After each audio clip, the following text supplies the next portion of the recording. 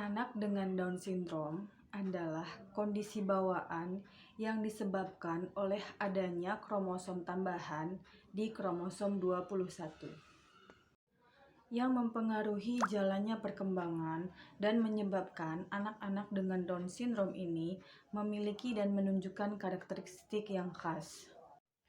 Adapun ciri-ciri fisik yang dimiliki oleh anak-anak Down syndrome ini, yang pertama yaitu ukuran kepala lebih kecil, tidak sebanding dengan ukuran tubuh yang lainnya. Kemudian bentuk wajah yang datar dan hidung yang pesek. Bentuk dan ukuran telinga yang tidak sesuai pada umumnya. Jarak kedua mata lebih jauh dari biasanya. Ada bintik-bintik putih di dalam mata.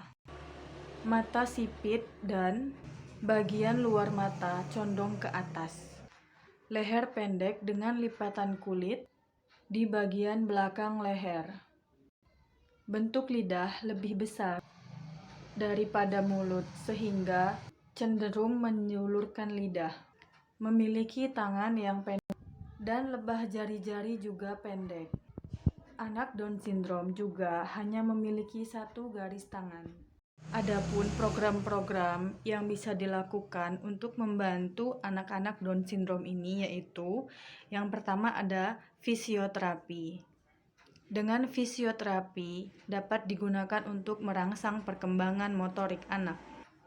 Kemudian terapi wicara. Anak Down syndrome akan dilatih dan akan dirangsang keterampilan prabahasanya. Contohnya seperti menirukan suara, keterampilan menatap wajah dan objek, kemampuan mendengarkan suara, dan kemampuan oral motor seperti meniup, menelan, menghisap, dan menggerakkan lidah dan juga bibir. Ketiga adalah terapi okupasional. Terapi ini membantu anak-anak dengan Down syndrome mengembangkan keterampilan bantu diri, serta keterampilan bersosialisasi dan bermain dengan anak-anak yang lainnya. Ada beberapa hal yang perlu diperhatikan oleh para guru dalam proses belajar anak-anak dengan Down syndrome.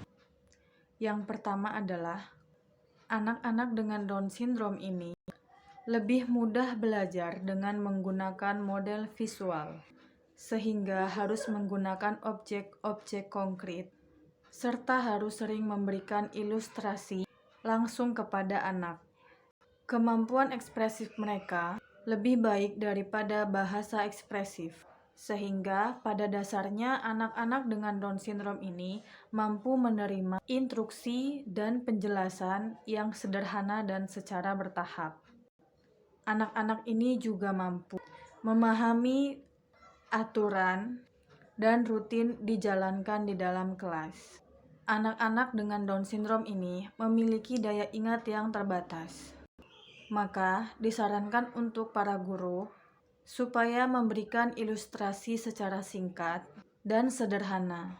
Penggunaan kartu gambar akan sangat membantu mereka dalam memahami sebuah instruksi. Anak-anak Down syndrome mengembangkan kemampuan mengenali, memahami, dan merasakan emosional yang sama dengan anak-anak lain pada umumnya. Sehingga kita sebagai guru perlu berhati-hati dalam memilih kata-kata dalam bercakap. Walaupun anak-anak Down syndrome ini memiliki keterlambatan perkembangan dan keterbatasan intelijensi, sebagai guru kita tetap boleh menetapkan tuntutan yang tinggi, meskipun tingkatnya perlu disesuaikan dengan masing-masing anak, dengan tujuan merangsang kemampuan anak-anak Down syndrome.